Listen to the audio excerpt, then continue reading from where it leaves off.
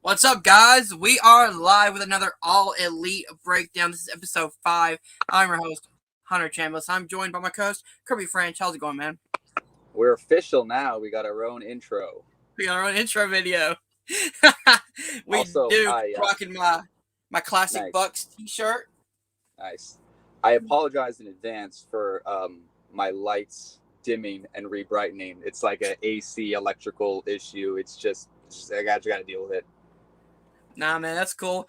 All right, so I know you have to be out of here by at least 10 o'clock. So, at least my time. So, if you're ready, we can open up with Dynamite this week from Rochester, New York, the home of Mr. Brody Lee. A lot of great tributes in this episode. But we have CM Punk on commentary all the way through. He doesn't get put through a table this week. Ladies and gentlemen. He made sure he was insured. He made sure. We open up the night with Adam Cole, baby, taking on Jungle Boy. What a way to open up fucking hard and fast immediately out of the gate, man. Yeah, there it is, yeah. There we go. Not making us wait long for this one. Nah. So I do a few notes for this. Cole and Jungle Boy trade forearms. Jungle Boy hits a super kick. Cole hits Itsuguri. Jungle Boy then hits a spin kick. Cole hits a pump kick. Then Jungle Boy hits the brainbuster.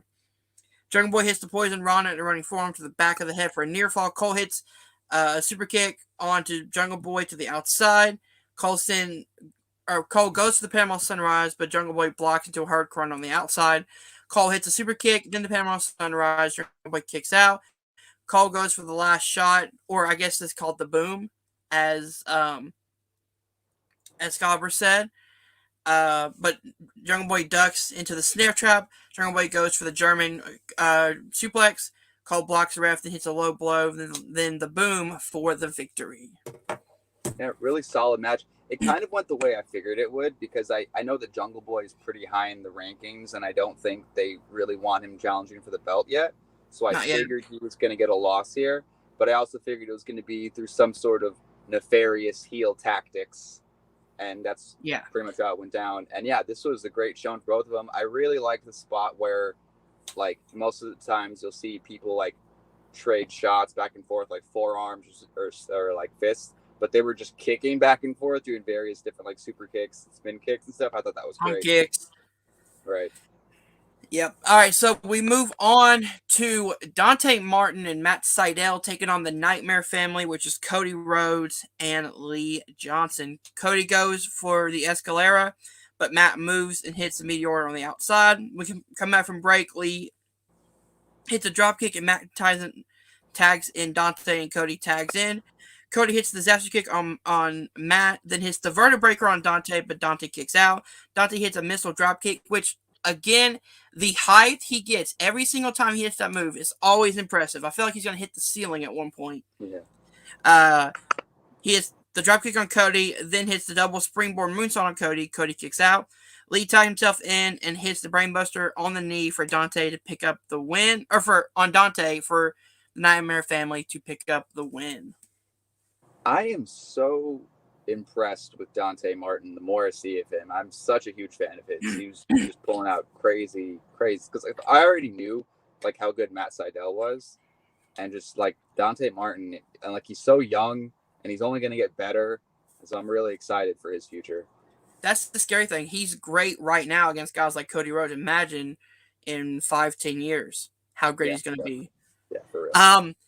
We have to talk about this promo by Arn Anderson. This is where shit got weird. I love it. Shit got really weird. I saw a meme that said NRA spelled backwards is Arn. He talks about like the Glock pulling out the Glock.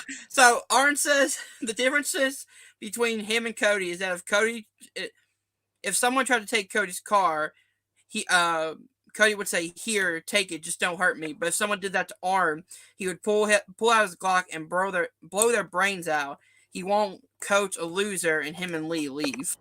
Yeah, you just like called Cody a pussy basically, and was like, "I would murder someone. Now I'm getting out of here." And like, yes, that's Arn Anderson not giving a fuck. Yeah, I'm all in for crazy old man Arn Anderson. Yes. Yes, and then CM Punk with probably the call of the night saying that Arn probably does have bodies, just not by a gun. Yeah. All right, so we move on. Moxley, Eddie Kingston, and Darby Allin, which are becoming one of my favorite trios teams. I never thought that'd be possible, but taking on Bear Country and Anthony Green. This goes about how you expect it to go. Kingston and Mox fight with Bear Country on the outside. Bear Country go for the electric chair splash. Kingston hits a dropkick to the knees of Bronson. Then Kingston hits a German on Bronson. Then Moxley hits a slingshot German on Boulder. Then Darby hits the coffin drop on the outside hits the coffin drop on Bear Country on the outside. Moxley and Kingston hit the Violent Crown on Anthony for the win. Hell of a tag team finisher. I love the Violent Crown, man. It's one of my favorite team finishers. So brutal. Dude, it's so basic. It's a clothesline into a half and half suplex. Yeah, but like it looks like it'll break someone's neck. Yeah. This match, it was pretty fun. It kind of like maybe bordered on like filler, But, yeah. I mean, it was fun. It was fun to watch. Definitely. Now, this upcoming match is the one where I had to kind of be careful how many notes I've written because there are so many people in this match. Oh, the Hardy Family Office versus the Dark Order and Orange Cassidy. This is where you could really see the Brody Lee tribute, and I loved every minute of it. This match was just the best. The way it was structured, the way it all came together, the finish. Oh, I loved it. It made me so happy. All right, so I'm not going to go beat by beat through the whole match, but I do have a few notes, mostly towards the end. So, towards the end of the match, Evil Uno tries to leave and walk out. Out comes Tay and -1 and Brody's widow. I believe her name is Amanda. To fire up the group and pretty much tell them to get their ass back in the ring. I love it. We all thought it was going to be like Hangman Page or maybe Bray Wyatt to get them back into shape, and it was a child and I forgot to mention -1 with the papers to Evil Uno. I love it. Yeah. Oh, that was great. Dude, I do love the fact that they kind of incorporated -1 and Amanda into pretty much reforming the Dark Order. Amanda having to be the mother of the group, being like, get your ass back in there. I love it. Oh, so good. So they all get in the ring. Grayson hits a dive on the outside. Cabana and Angels hit a double springboard moonsault on the outside. 10 powerbombs Reynolds, who hits a backflip on the outside. I love that spot. Just powerbombs him on the outside. He does a backflip off the shoulders. That was awesome. John Silver is the best person on this roster. I love John Silver. Hits a double foot stomp on Angelico, then a pump kick to Jack Evans, then a double clothesline on Private Party.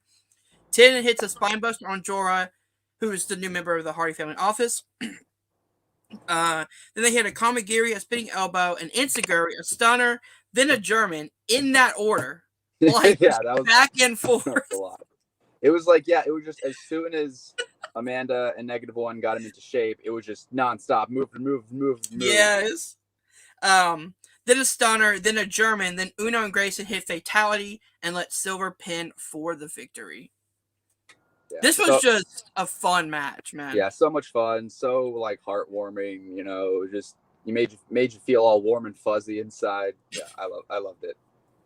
I do love the fact that I don't think Heyman is ready to come back, though there are rumors that he is going to be the Joker in next week's Casino Ladder match. I could definitely see that happening.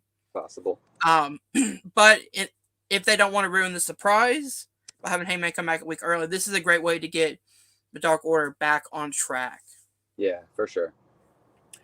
All right, so next up we have the Bunny and Penelope Ford taking on Anna Jay and Ty Conti. Anna hits a DDT on the Bunny and tags in Tay. And Ford also tags in Tay hits a springboard crossbody and tags in Anna. Ford misses a moonsault. Tay hits Bunny with the Tay KO on the outside. Anna hits the dangerous J kick into the Queenslayer for Ford to tap out. Yeah, this is a fine tag match. It is.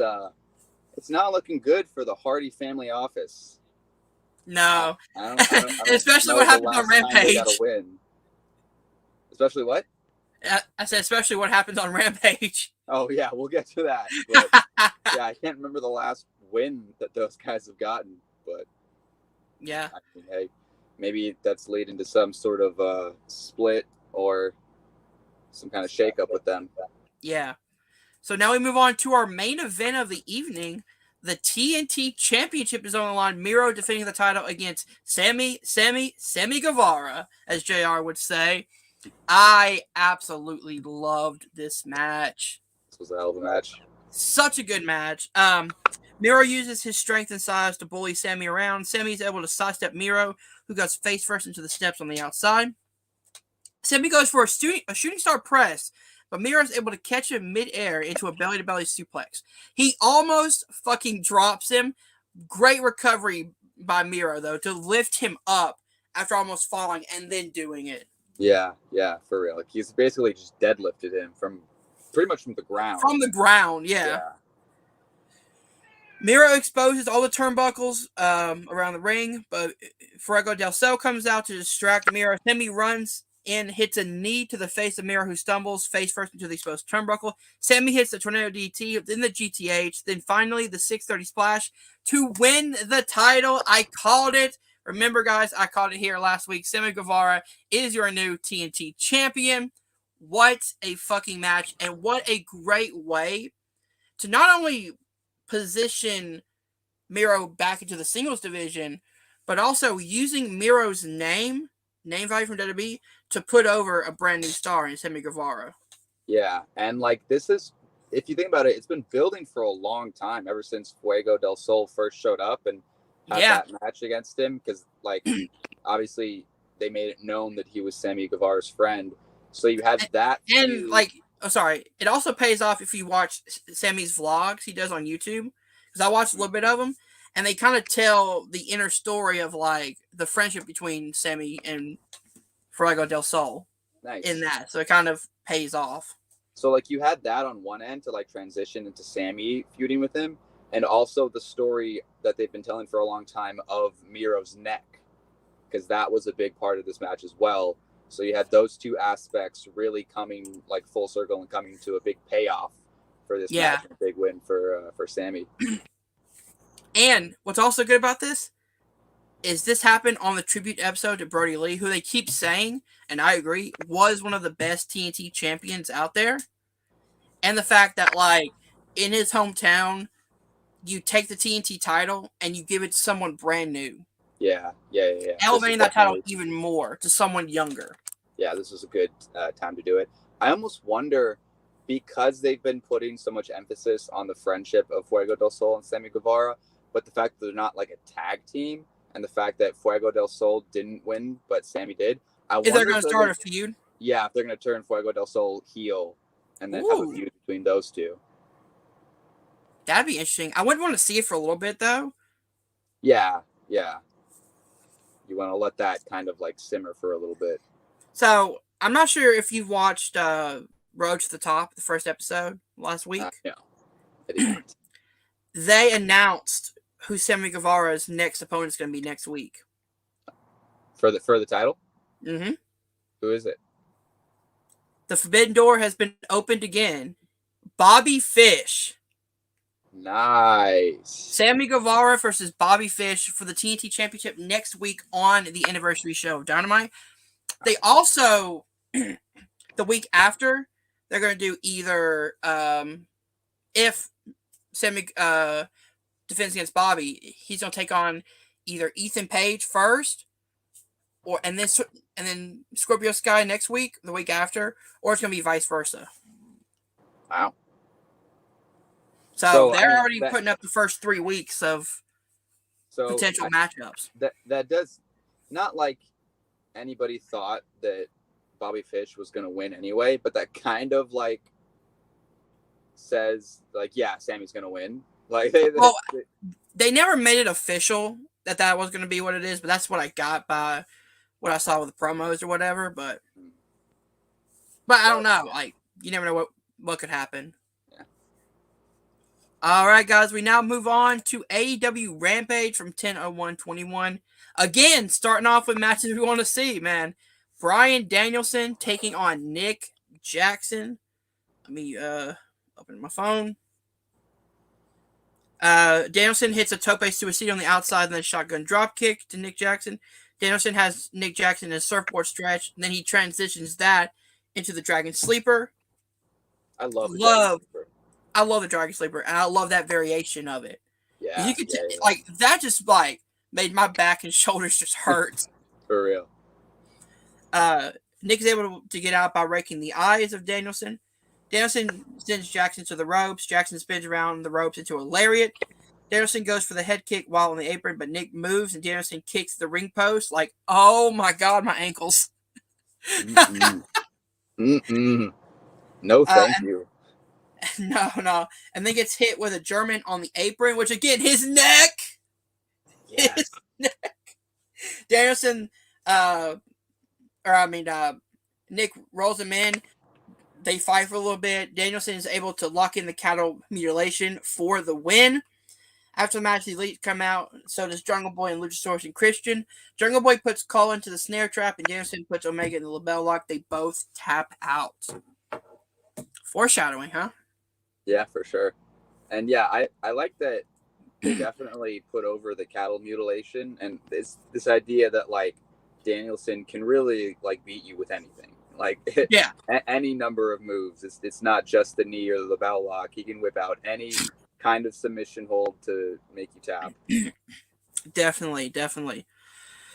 So that gets me wondering, what are they going to do about Danielson versus Omega 2? Because Danielson now is 1-0-1. I mean, you would have to wait a little while for him to climb up the rankings. What if Danielson is the Joker in the casino ladder match?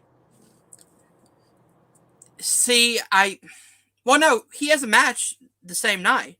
Oh shit! Yeah, well, because he isn't he teaming with Jurassic Express and Christian like on the Elite. I mean, if you say so, I'm not sure.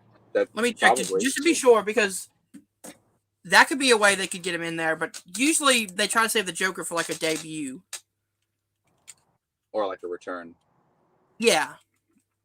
I mean, mostly it's like debuts. Like Brian Cage was the debut in the last one. Let me look that up real quick. Second. But I mean, either way, like if they want to do like a slow burn to Danielson just like climbing his way up the rankings, then I'd be fine with that. And having what if they do almost like where like Danielson is almost doing what Kazarian is doing, where like he climbed up the rankings by taking out each member of the Elite in singles matches. Oh yeah. So like he started with Nick Jackson, has a match with Matt Jackson, then takes on Adam Cole, then just kind of builds up by like pretty much taking out all of the Elite. That way, when the match does happen, it's literally 1-on-1. Right. Yeah. That could be something cool. Yeah, it's like climbing your way, like getting to the head of the snake, so to speak. Yeah, taking out the heads completely. All right, so we move on to Thunder Rosa versus Jade Cargill versus Nyla Rose in a no disqualification triple threat match. Thunder Rosa hits Jade with a dropkick while she's in the ropes with a trash can to the stomach. Ow. Rosa hits a power bomb from the apron to Nyla Rose on the outside through a table. Again, ow. Mark Sterling passes Jade a chair, and Jade just fucking kills Thunder Rosa with that steel chair to pick up the victory. Yeah, this match was short, but like I absolutely loved it. Like when Thunder Rosa finally wins the women's championship, I will be like jumping for joy. I love Thunder Rosa so much. I agree that she's the one who probably should have taken the pin here, given the fact that she's like fucking 20,003 or whatever. Like her record is insane. So it would it's make like 29-2 or 29-3. Yeah, so it would make sense that she would take the pin here. And yeah, I'm also a huge fan of Jade Cargill, so I'm definitely. I do feel like I'm a huge fan of Jade too. I do think she's a little bit too green right now. That's fair. Yes, some of those chair shots were a little. She was she was kind of holding back. Yeah, and I mean, like Thunder Rosa will be fine. Like she hit that lights out match. You can hit her with the chair as hard as you want. She'll be fine. Yeah, but, definitely. But yeah, I like Jade Cargill a lot. I don't know. I do too. I don't know if she's like necessarily going to be the next women's champion, but like she's got a bright future for sure. And Nyla Rose, props for her for taking that table bump. That looked brutal. Yeah, because there was literally no safety. Yeah. I will say if they do the TBS Women's Championship, like I think they're gonna do, Jade would be a really good first champion. For sure. Because you could build her by doing like mini squash matches for a little bit, and then you could bring in other people, like workers from other promotions, to work with her as well. Yeah, with like that whole like open challenge kind of format, she can like progressively get better and better each week. Definitely. So now we move on. This is the fastest we've ever done the show. We're at like 22 minutes. Well, like we said, this was sort of like a cool down kind of episode after like the massive highs of like the last couple weeks. This was just sort of like a feel good. Yeah, and plus I'm getting really better at just talk about the big moments. Yeah, that too. Not writing everything like beat for beat. All right, your main event for Rampage is a hair versus hair match. Orange Cassidy versus Jack Evans. No, not Matt Hardy. I love the fact that Matt was like, it's going to be you versus Jack Evans. I ain't getting my hair cut. You're like, you crazy? All right, so Matt trips Orange Cassidy while the ref is distracted. Then hits him with a punch. Jack Evans then hits a corkscrew kick from the apron, then a 450 splash off the apron. Everybody sleeps on Jack Evans. Yeah, his stuff in Lucha Underground like blew me away, and the fact that Lucha Underground was like what 2015, 2014, 2015, yeah. So yeah, like 5, 6, 7 years ago, and he's still like going at that same pace, at that same level, doing like standing corkscrew moonsaults, just crazy shit. Yeah. Jack Evans is awesome. Jack Evans is amazing. When we get back from picture in picture, Orange hits a dive on Matt and then a dive on Evans. Orange goes for the DDT, but Evans blocks into a Northern Lights suplex into a Michinoku driver. Again, the transitions that Jack Evans can do is second to none. For real. Every time someone does a Northern Lights suplex, it scares the shit out of me because it looks like they're gonna break their neck. Like they almost look like they land right on their head. I don't know how they pull it off, but yeah, it's crazy. I don't either. Let's see. Jack hits a standing sky twister and goes for the top rope, or goes for a top rope one, but Orange moves out of the way. Orange then hits a rolling DDT, then a diving DDT for a close near fall. Out comes the Butcher, Blade, and the Bunny, but they're stopped by Wheeler Yuta, Chuck Taylor, and Chris Statlander. Out comes the rest of the Hardy family office. But then out comes the Dark Order, baby, together once at last to make a giant human wall between the ring. Evans turns around into an orange punch from Cassidy for Orange Cassidy to pick up the victory. By the way, love the inside out flip that Evans does with the orange punch. Yeah, he sold that like amazing. He sold that like he was like shot in the head. Like that was great. Like shot in the head by Arn Anderson, right? Yeah, right? Yeah. You look like you're trying to rob Arn Anderson and then got shot. Yeah. Boom. All right, guys. That was both Dynamite and Rampage for this week. Now let's get into the ranking system. Well, wait, we gotta get into that, to the post match of the Jack Evans Orange Cassidy. When right. Where Matt Hardy pretty much goes, "You're on your own, Jack," and leaves. Yeah, like as soon as Angelico gets knocked out, he just like sacrifices Angelico and just leaves. And they didn't even shave his whole head. They gave him like a Hulk Hogan haircut and then sent him on his way. And then like I loved Orange Cassidy in the background, just like sweeping up the hair. The hair. Yeah. Dude, I know a lot of people who don't like Orange Cassidy because of his comedy wrestling. Most notably Jim Cornette, but we won't get in that one. Yeah. But I love Orange Cassidy because what's cool about him is, yes, he's a comedy wrestler, but when it's time to get serious and he really tries, he's a really good wrestler. And that's the thing. We saw it in this match. Yeah, when he gets into the match, that's when his stuff starts happening. But that's cool about Orange Cassidy is he's a character. So outside, he's going to be kind of lazy. He's not going to want to do anything. But when he gets in the ring, boom, it's time for the match to start, and everything starts firing off. You know what I mean? Like, he does like his little lazy kicks, which, by the way, I believe it was on Dynamite. No, it was Rampage with Ricky Starks on commentary when Orange Cassidy does the kicks to Jack Evans. He's like, "Oh, that's gotta hurt, Jack." Yeah. Like he just like touched him, and all the fans are like, "Oh, amazing."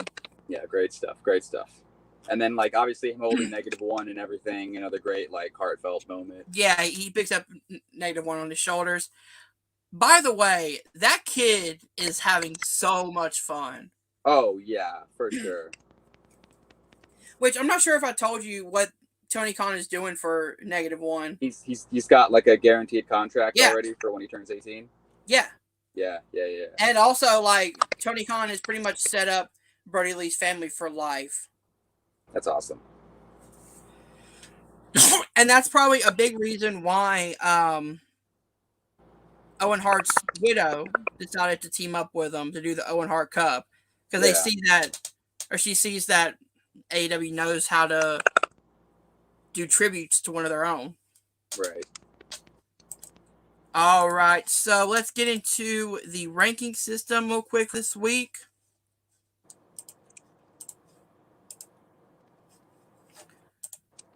Yeah, see that? It's coming up. There it is. All right, so this one is as of September 29th, 2021. So it's not up to date completely, which is this the up to date one? Yeah, that's up to date one. Still got Miro. Yeah, like I know they usually do it kind of early, but nothing's really pretty much changed at this point, though. Yeah. I mean, except Miro is now like 20-2 overall. 13-1. Like, dude, how is AEW turning Miro into a monster, but WWE couldn't do that? I'll never understand.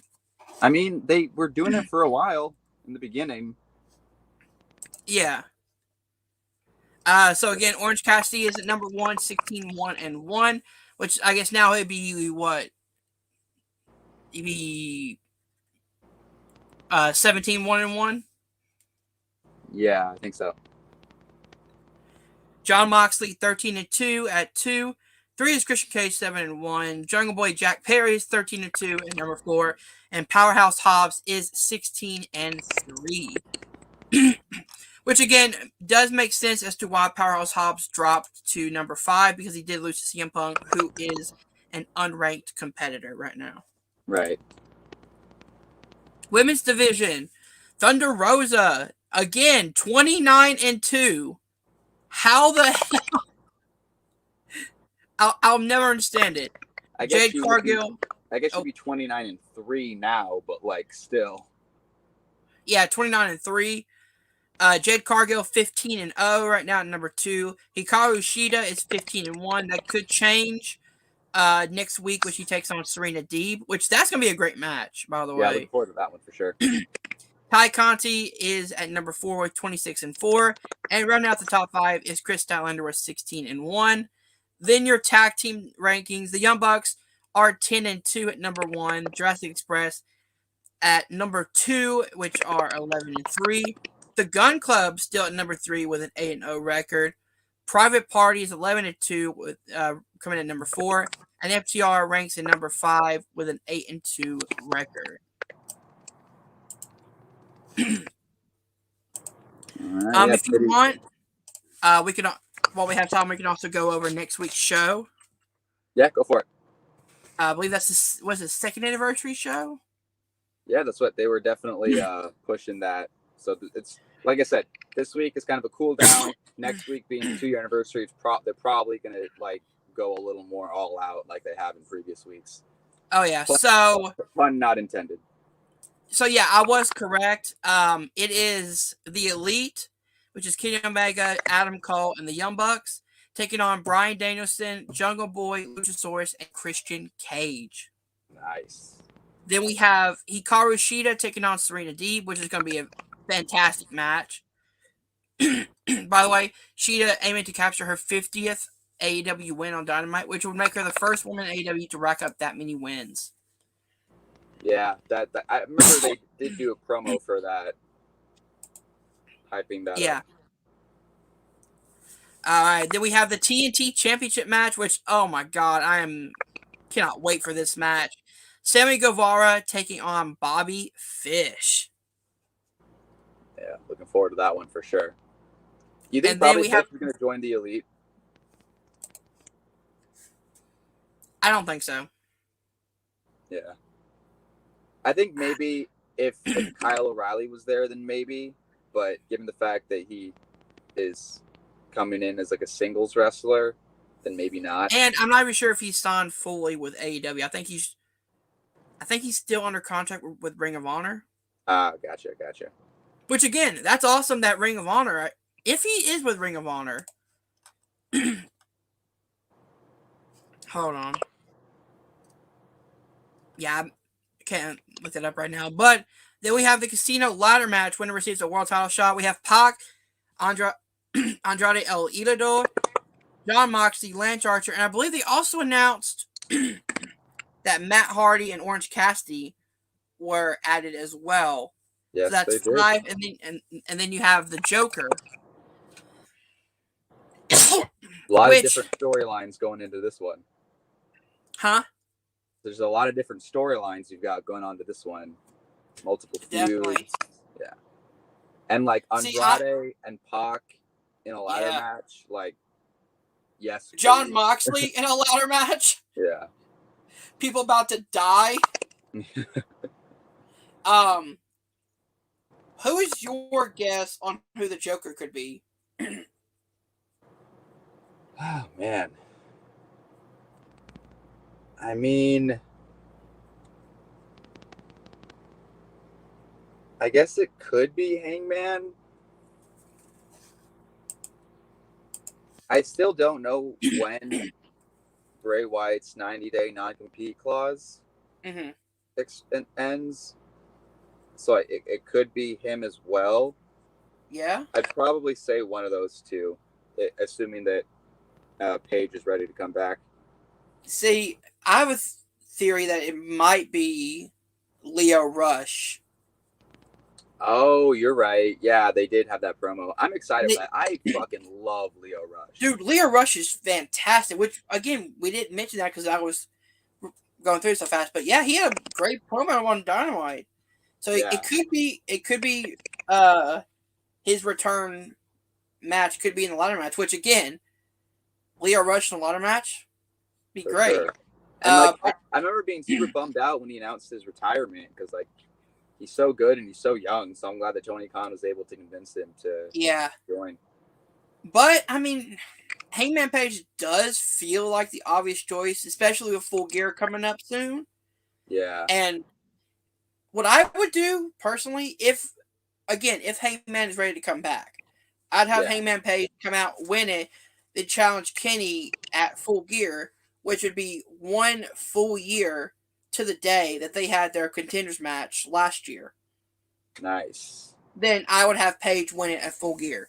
And then that can open the door for a rematch between Bryan Danielson and Kenny Omega, since he wouldn't without be the title. Yeah.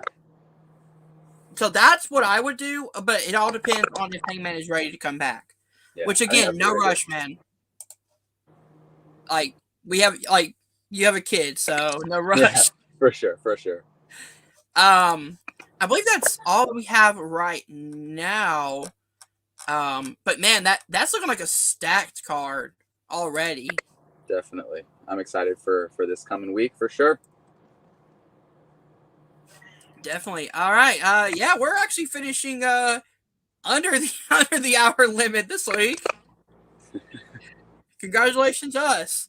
Kirby, where can we find you online? At Kirby French, pretty much anywhere, and various fan league places, TMG, Jack of All Trivia, Nerdum, all that good stuff. And of course, right here every single Sunday. Yeah, that too. All right, guys. If you did enjoy this show, hit the like button, subscribe to the Entertainment Network down below. Thank you guys for watching.